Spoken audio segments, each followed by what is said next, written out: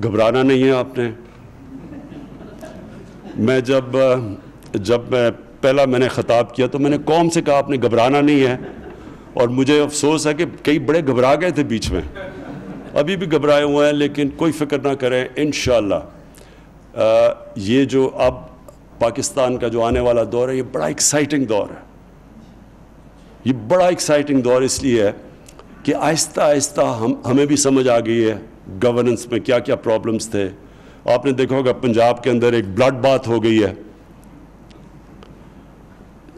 तबादलों की, और ये जो चेंजेस हैं ये सीखते रहे, जैसे जैसे हमें पता चलता जा रहा है, हमारी टीमें बन रही हैं, और आप देखते रहेंगे कि ये क्वांटम लीप हम इस मुल्क को आगे लेके जाएंगे।